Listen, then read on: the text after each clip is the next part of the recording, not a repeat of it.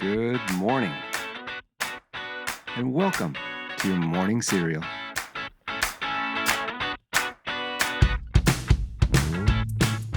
Okay, good morning, and welcome to Wednesday, the middle child of the work week.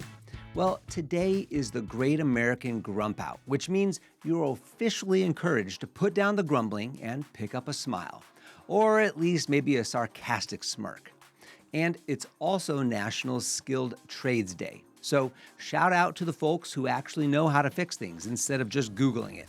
And don't forget, it's also School Nurse Day. To the heroes armed with Band-Aids, ice packs, and infinite patient for the quote, "My stomach hurts before math class" complaints, we see you and we thank you. So take a deep breath, shake off that grump, but not entirely, because today's quote comes from someone who is absolutely known for his cynicalness and his grouchy personality. But surprisingly, he also provided some great insights, even some inspirational quotes. Our quote today comes from Sesame Street resident Oscar the Grouch, who said, quote, "Be yourself. Everyone else is already taken," end quote. I bet you didn't see that one coming.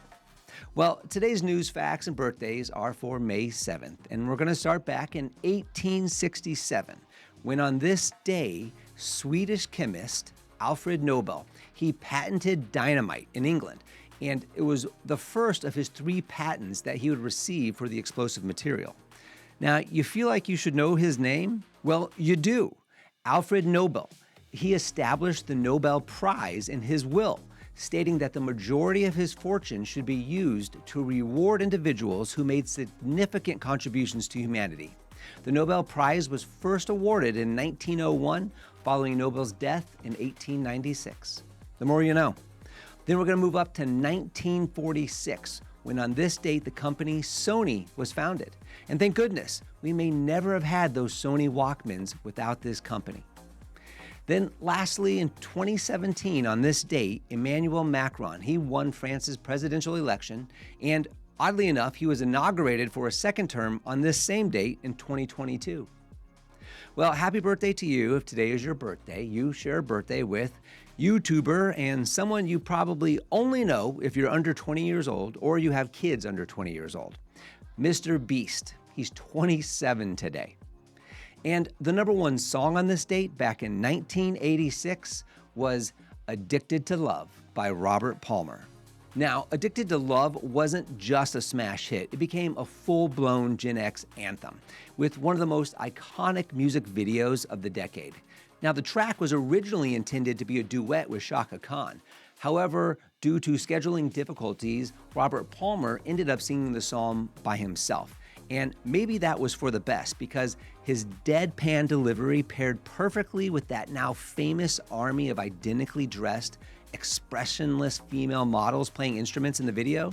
Well, that video became a symbol of the 80s cool, right? Airplay royalty on MTV. Plus, let's be honest, Gen Xers didn't just love to dance to "Addicted to Love." They probably played air guitar in front of their bedroom mirrors, well, in their acid-wash jeans. Well, whether you're addicted to love or you're addicted to a little bit of self-improvement, you're in the right place, because we're reading through Stephen R. Covey's The 7 Habits of Highly Effective People. And we're in Covey's 2nd chapter today. We're diving into a powerful section. It's from part 2, chapter 1, and we're focusing on 2 subchapters, the social mirror and between stimulus and response. Now, these sections really lay the foundation for the first habit, which is be proactive. And Covey kicks things off by talking about how most of us see ourselves through what he calls the social mirror. Basically, we believe what the world tells us about who we are. If people say we're bad at something, we take it as truth. If society defines success in a certain way, we feel pressured to chase it. Covey puts it like this, quote, "We see the world not as it is, but as we are, or as we are conditioned to see it," end quote.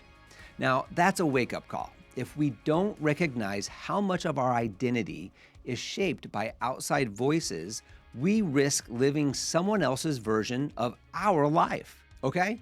Then he drops this beautiful truth bomb. Between stimulus and response, man has the freedom to choose. Covey tells the story of Viktor Frankl, a psychiatrist and Holocaust survivor who discovered that even in the most horrific conditions, no one could take away his power to choose his attitude. That space between what happens to us and how we respond, that's where our power lives. Covey says this space is where our uniquely human gifts come in: self-awareness, imagination, conscience, and independent will. And when we use those gifts, we stop reacting out of habit or fear of what someone else expects. Then we start acting on values. He says, quote, "We are not our feelings. We are not our moods. We are not even our thoughts," end quote. Now that line stops me every time. Why? Here's the takeaway. You're not defined by your past, your mistakes, your upbringing, or what someone else says about you. You are defined by what you choose to do next. That's why this whole chapter sets the stage for habit 1. Be proactive. It's about owning your choices, breaking free from old patterns, and deciding day by day the kind of person you want to be. Hey, thanks for joining us today. Remember, don't be a grouch today. Even Oscar the Grouch had days where he could be positive. All right, we'll see you back here tomorrow, and have a fantastic day. Don't forget to follow and subscribe to the Morning Serial podcast on the One Life Live It channel. You can find more episodes and videos by visiting our YouTube channel and the website at Sean Inglis and at SeanInglis.com, where you can also follow our other podcasts, the Mr. and Mrs. Inglis podcast and the Life Happens podcast. In these other podcasts, we'll dive deeper into everyday issues, self-improvement and well-being, business and finance, and we welcome special guests too. So join us. It'll be a good time, I promise. Thanks again for listening. Have a fantastic day, and we'll see you tomorrow.